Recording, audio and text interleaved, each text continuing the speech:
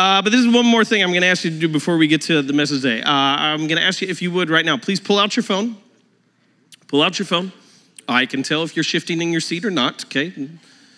Pull out your phone. And this is not go to bcnazarene.org/gatherings, okay? So I'm not telling you to pull out your phone. And this is what I would ask. If you would please set your alarm for 12:40 p.m. today, okay? Please set your alarm, if you would, for 12:40 p.m. and then put your phone away. Cool.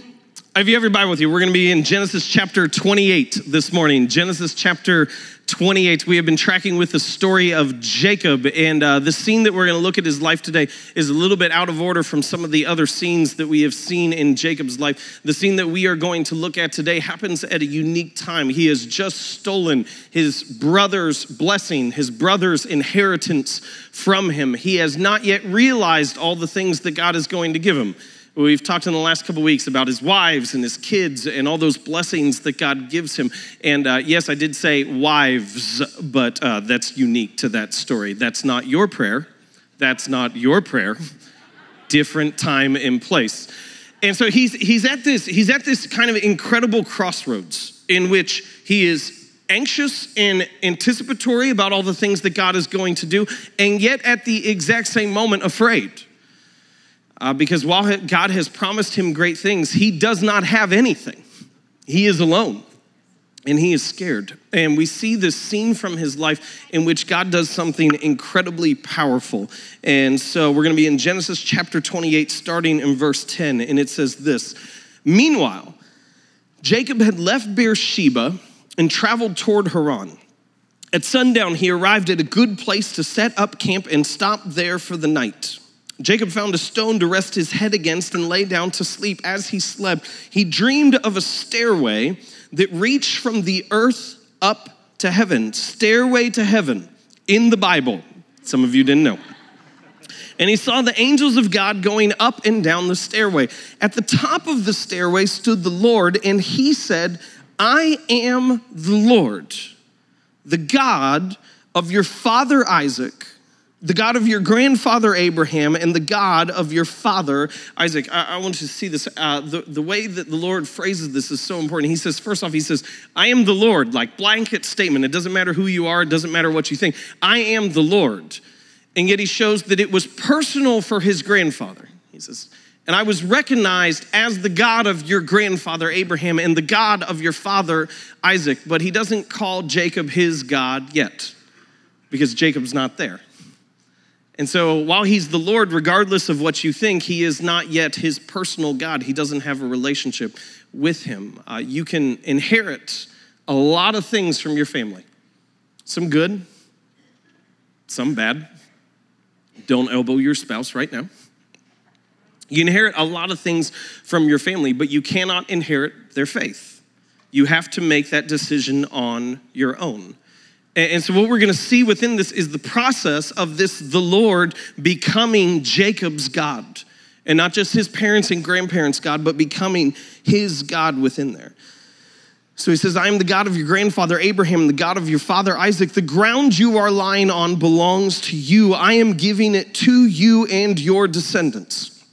Your descendants will be as numerous as the dust of the earth. They will spread out in all directions, to the west and the east, to the north and the south. And all the families of the earth will be blessed through you and your descendants. What's more, I am with you, and I will protect you wherever you go. One day I will bring you back to this land. I will not leave you until I have finished giving you everything I have promised you. Then Jacob awoke from his sleep and said, surely the Lord is in this place, and I wasn't even aware of it. But he was also afraid and said, what an awesome place this is. It is none other than the house of God, the very gateway to heaven. The next morning, Jacob got up very early. He took the stone he had rested his head against. In BC Naz Kids this morning, they are practicing this story by resting their heads on a stone. if you need to call CPS, I mean, that's up to you. That's entirely your thing. I invite you, if you're starting to doze off and I am not interesting enough for you, you can lay your head on a stone. A sharp, jagged stone, if you would like. So he takes this stone that he turns into a pillow, okay? We are luxurious here in the 21st. He takes the stone that was a pillow that he rested his head against, and he set it upright as a memorial pillar. Now we're gonna see the shift throughout Jacob's life over and over again, that something was ordinary becomes something significant. And so this thing that was a pillow now becomes a pillar. Now, I can say that like this: if we were in the deep South, it would lose all meaning because all you would hear was the pillar became a pillar. I love that joke. I just gotta tell you, I have been waiting all week for that. Thank you. It says, then he poured olive oil over it. He named that place Bethel, which means house of God, although it was previously called Luz. Then Jacob made this vow: if God will indeed be with me and protect me on this journey, and if he will provide me with food and clothing, if I return safely to my father's home, then the Lord will certainly be my God.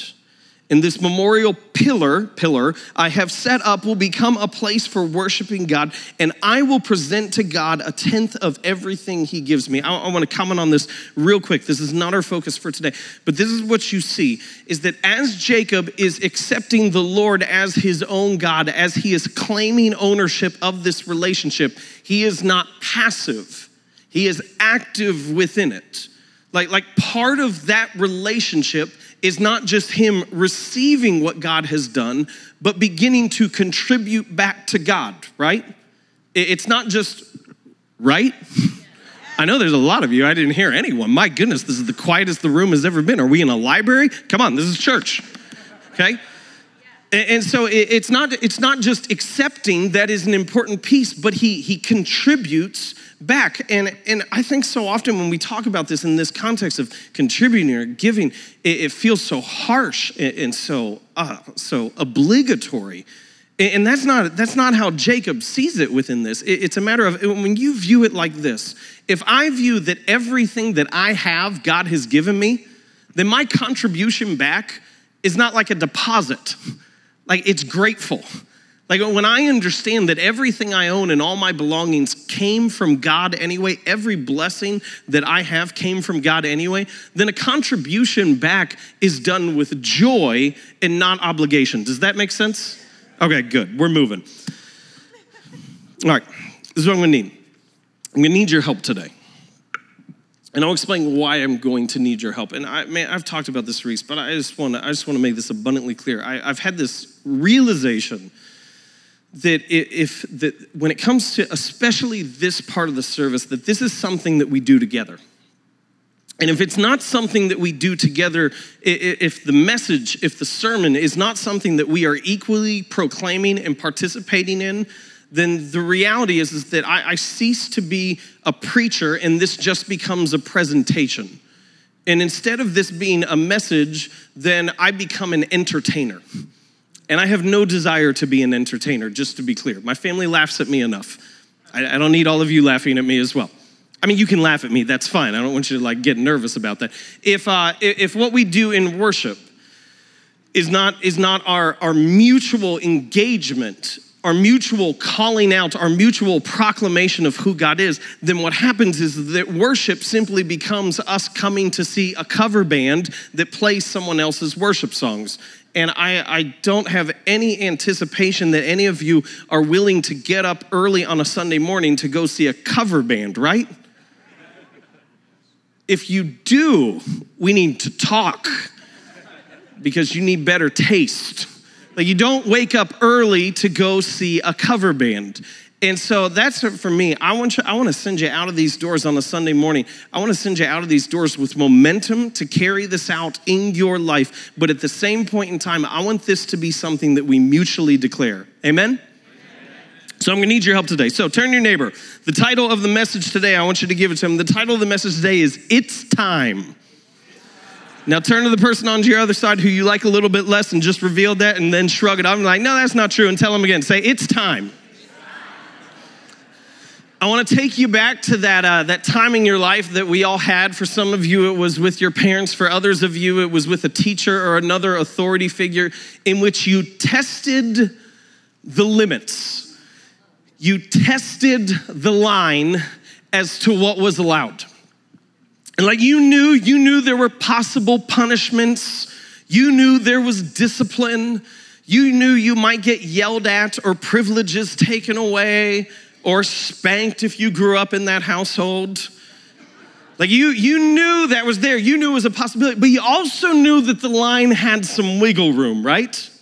You knew it wasn't a firm, hard, solid line. You knew there was some give and take. And sometimes we'll go out with friends, or friends will come over to our house, and we'll be over at their house, and their kids are being crazy and running amok. And I've got other language for that I'm not going to share on a Sunday morning. And they're just like going through all that stuff. And like the parent will turn and they'll threaten the kid. Like, you know, like you get that where like they're having the nice conversation. Yeah, how are you? You stop that right now. Okay. And they're kind of doing that. And then they start like threatening them. And they're like, oh, I'll do this. If you do this one more time, I'll do this. And you get that moment where you kind of lock eyes with their kid. And you know the parents aren't getting up. And they know their parents aren't getting up. It's like, if you do this one more time, and you kind of look at each other like, yeah, you got some room. I know it. And I do it too. Like I'll sit on the couch, and I know I'm supposed to get up and correct my kids' behavior so they are responsible adults and not menaces to society. And instead of getting up and correcting my kids' behavior, I'll count instead. Because this is my greatest weapon against my children, accounting, apparently. And you may be judging me, but while I count and may be a little lazy, you're judging, and that's worse. So just so you know. And when I count, like we all count the same way. It goes like this. It goes 1, 2, and what number comes next? 2.5. 2 3/4. Yeah, I'm almost so close. And my kids, like, they know it. Like, they know where that is. But then they also know, and it's not necessarily because I yell. It's not because, like, something significant happens. It's not because I've drawn, like, if you do this one more time, and they know if they do. Like, but my kids know, like, that there's a line. And they know when they cross the line. And like, sometimes it'll go like this, where I'll tell my kids to get upstairs and put something away. And they walk up the stairs like this. Move your feet, I am. And then like they get it, like, and all of a sudden something will click, and they know they're about to get beat.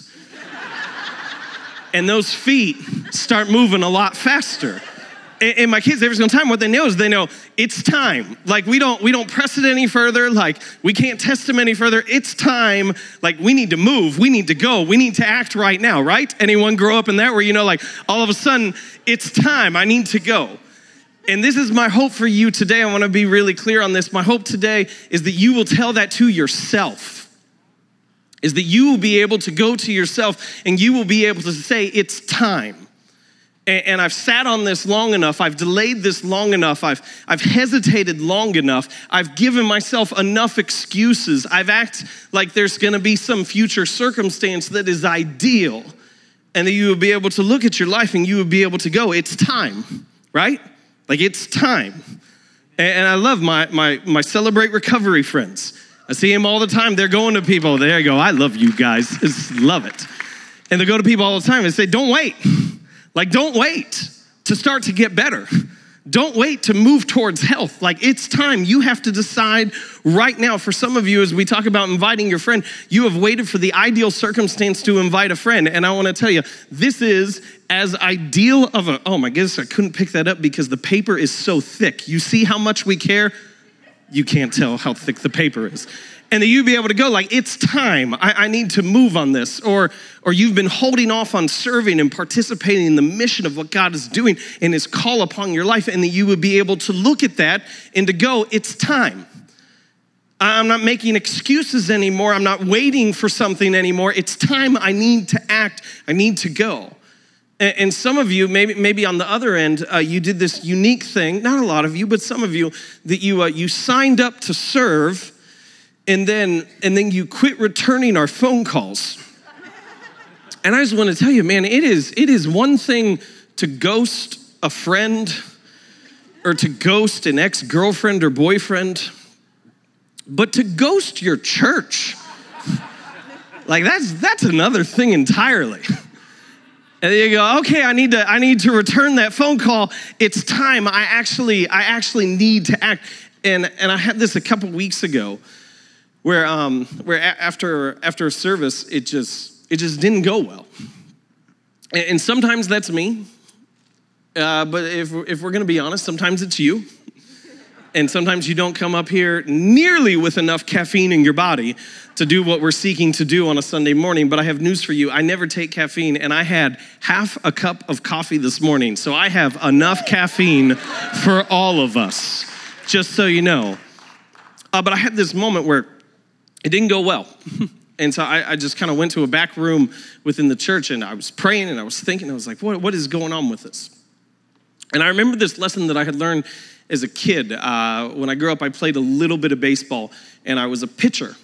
And then they wouldn't let me pitch anymore because I hit too many batters, so I took up dodgeball, which worked way better for me. And there was this spot where I struggled with my accuracy, and I couldn't throw a strike. And the more I thought about it, the harder it became. And one of my coaches, he said this, and this is a common phrase. He says, "You're aiming it. Just throw it." You're aiming it. You're too focused on what you're doing. You're too mindful of your mechanics and your delivery and where you want the ball to go. Just throw it. Like, just trust that you're going to do it. And that, honestly, I believe, was the word that God spoke to me that Sunday morning years ago. Quit aiming it. Quit thinking about what you're doing and just do it. Just do what I have led you to do, to be able to say in that moment, it's time. Like, it's time to just act. And this is what happens in Jacob's life. And for most of the attention, when we look at this account from his life, we focus on the revelation that God gives him. We focus on the revelation that he has from God, the dream that God gives him. But that's not the important piece of the story. And I want to tell you that you may have a tendency within your life to spend your entire time not praying for a dream of a stairway to heaven, but this is what you may do. You may spend your entire time praying that God would reveal his will for your life, right? And what we end up doing is we sit on doing nothing instead of at least doing something. And we wait for the ideal circumstance instead of doing what God has set before us. And more important than the revelation that Jacob has from God is the realization that he has about God. And while our minds can get caught up in what and how, I believe at the end of the day, our faith is at its best when it is only focused on who. When it is only focused on who. When I got married to my wife, we did not know all the what's and we did not know all the hows, but we knew the who. We knew who we were married to, and so we were okay with that and moving forward. And the same is true with your faith. You will not always know what. You will rarely know how, but you can know who. And this is the realization that Jacob has. It says this, "Then Jacob awoke from sleep and said, 'Surely the Lord is in this place, and I wasn't even aware of it.'" Surely the Lord is in this place, and I wasn't even aware of it. And I started asking a bunch of people before this day. I asked them about this account from Jacob's life, because it's a story that most people who've studied the Bible much, they know. And I started asking them about it, and I wanted to know what was Jacob's realization, because I wanted to see how they remembered it. And they didn't have a Bible in front of them, so I wanted to know, like, what did Jacob say? And it was amazing to me what their response was, is they got the first part right dead on. Like, every single one of them said, "Surely the Lord," like every single one to a T, "Surely the Lord." And then they had some variation of the last part of it. There was like, And I didn't even know.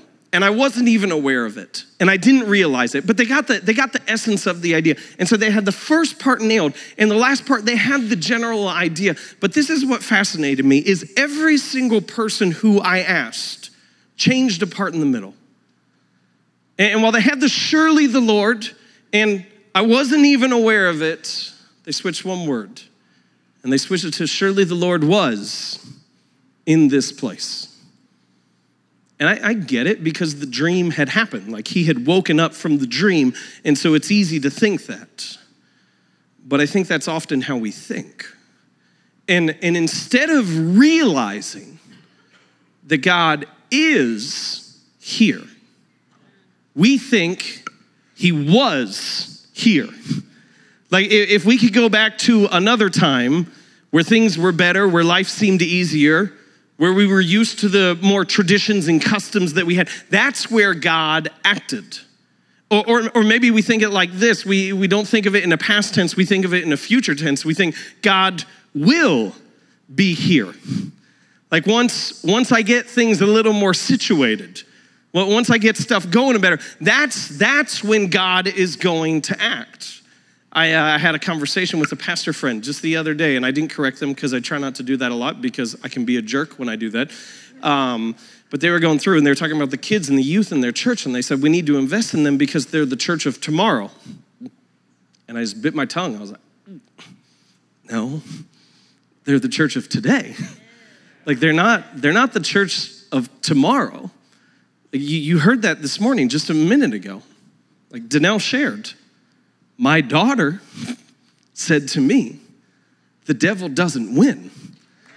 The devil doesn't win. And there's no piece of that in which you went, once my daughter was more educated, once my daughter understood more, that's when God is going to start using her. That is when God is going to start moving in her life. That wasn't true for Samuel. That wasn't true for David. That wasn't true over and over again. And here's the reality, is that you will have a tendency in your life to think God was here and God could have used me before I messed up, right? If I didn't do this, if I didn't screw up, if I didn't make that mistake, then God could have used me. Or maybe God will use me once I grow up, once I get things together, once I get my life in place.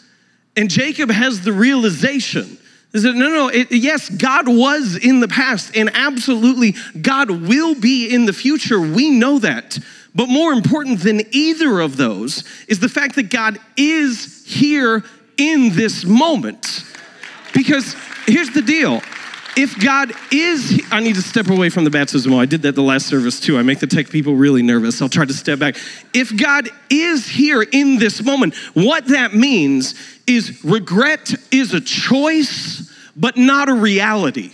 Like, regret is not something I have to live in, but I can choose to live in it. If it's not just that God will be there in the future, but he is here now, then anxiety becomes a choice, but not a reality. That I am not a victim to my regrets.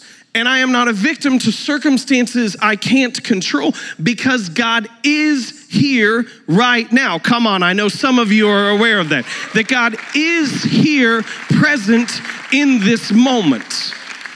And then Jacob does this amazing thing, is he doesn't change his location, but he changes his perception.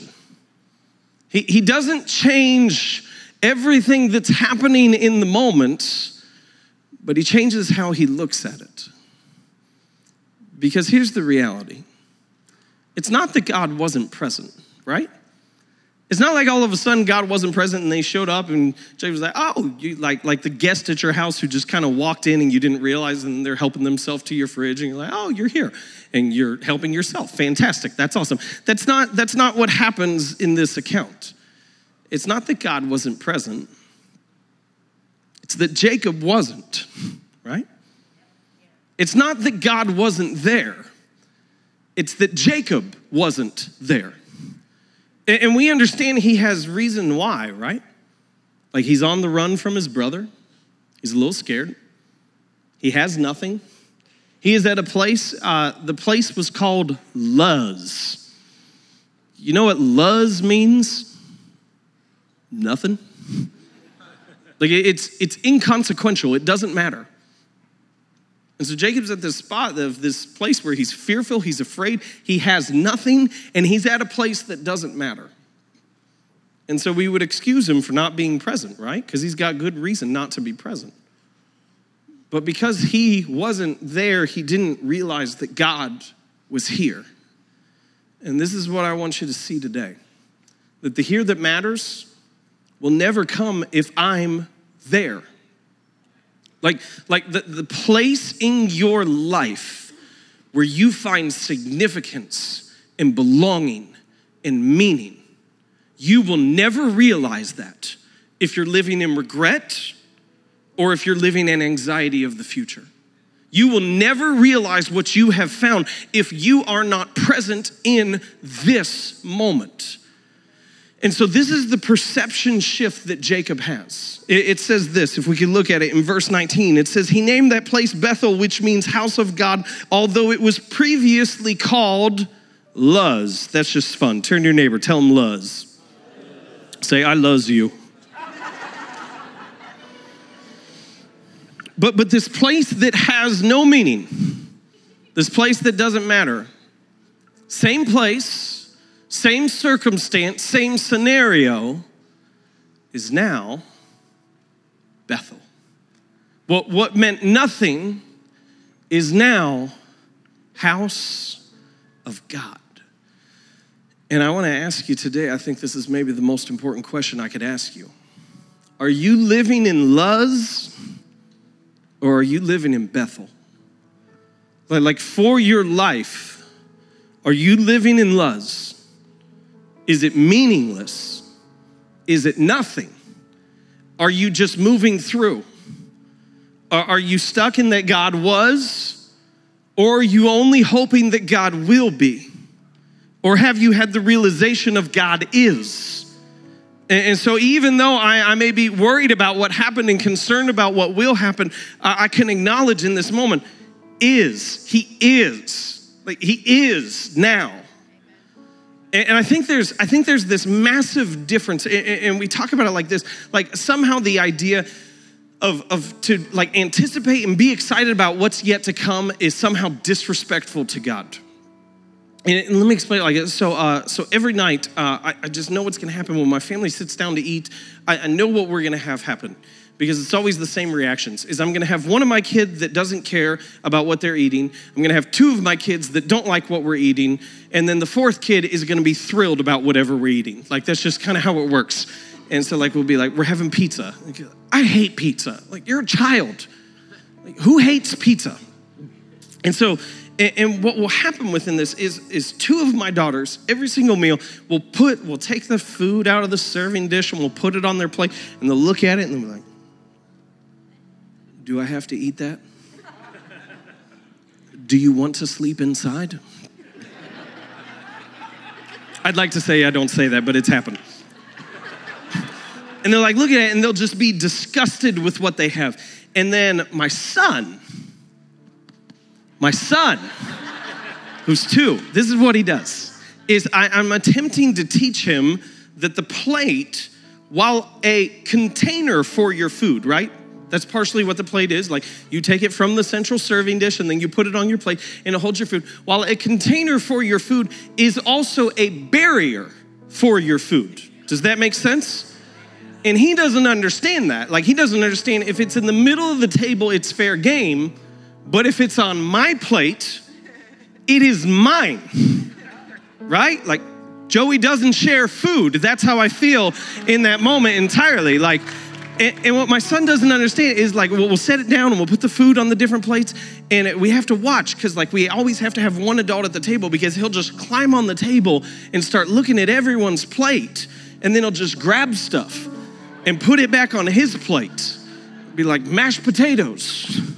Mine. And I want you to see that that these are different things, right? There is a massive difference between I am ungrateful for what has been given me and I love this and I'm so excited about what's yet to come, right? Like these are massively different. And so let me tell you a story. The other day, we're walking through a location that we were looking at for our Fairborn campus, which is coming in September of this year, and I can't be more excited about. And I don't know if it's gonna work out, but we're walking through this building and in strip mall, and we're looking at different stuff, and we got done, and we are pumped. Like we are pumped. And then the other day I was having a conversation with JC, our executive administrator, and he goes, I was watching the show and they're talking about these different things, and I don't know if we're confident or if we're arrogant that we would look at that and be so excited and think, oh, we can do this. Oh yeah, this will work. And this is what I realized, no. We're people from Bethel. Like that's what that is. We're choosing to be people that when others may see nothing, when others may see empty space, we see a spot that God can move. Like we see a spot where God is going to act. And so here's my call within this to you of let's be people from Bethel. Like let's be people who see opportunity where others make excuses. Let's be people who see the potential of God when others people see only dismal and dark circumstances. Come on, amen, right? Like that's what I want to be. I want to be someone from Bethel. And it's only at this point in time that Jacob changes his perspective that he's able to receive the promise. It's not when his location changed, when his circumstance changed, when his scenario changed. It is only when his perspective changes that he's able to receive what God has promised him. Let me show you this. This is the most important part. Verse 15. God's word to Jacob. I will not leave you. I will not leave you until I have finished giving you everything I have promised you. I will not leave you until I have finished giving you everything I have promised you. I want to read that again, and I want to make sure you don't hear this as an impersonal statement to Jacob, but as a personal statement and promise to you, okay? This is not written anonymously. I will not leave you until I have finished giving you everything I have promised you. And this is what I feel in my heart more than anything else, okay? If God says to you, I'm not finished with you. If God says to you, I'm not done with you. If God is willing to look at you and say, I'm not finished with you, then why are you finished with you? Why would you be giving up on you before God gave up on you? Why would you be willing to throw in the towel before God was done? Why would you in a moment, it may be 1,000 different things. I had this conviction this week. I was sharing with Matt Scruggs, who's gonna be our campus pastor at Fairborn. We don't have time for you to applaud right now, okay, just to be clear, but that should happen in the future. And we were doing a hospital visit, and I was sharing with him about a time that I went to a hospital to visit someone, and I started praying all the things. Pray, be with the doctors, give them wisdom, be with the medical staff, be with all these people. We ask that you heal through the medical staff. And the guy who I was praying for, he stopped me in the middle of my prayer, which was just really rude. But he stopped me in the middle of my prayer and he goes, hey, I know they're gonna do that. I need you to pray for God to intervene. And I had this realization that I had been lowballing my prayers so that if God didn't act, I would have my bases covered. That if God didn't act, that I would still be able to save face. And he goes, I don't need you to pray for that. I need you to pray for God to move. And so I prayed for that because that's what I believed. And I'm like, if God's not done, why am I done? And so hear me in this. It's time. Okay, it's time. Like not in the future, not was, not will be. It's time. Turn your alarm off. Stand to your feet. Turn your alarm off. Stand to your feet. And this is what I want you to hear. We are people from Bethel. We are people from Bethel. We see opportunity when others make excuses. We don't need a reason to act because God has given us every reason that we need. Come on, church, I know you're there. Come on, church, I know you're there. And we have sat on excuses for long enough, and we have sat behind bad behaviors long enough, and make this your declaration today. It's time. It's time right now. Amen? It's time right now. And so let's celebrate this together. Take hold of your faith. Claim what God has promised to you. And let's move forward, seeing opportunity where others make excuses. Make this your declaration.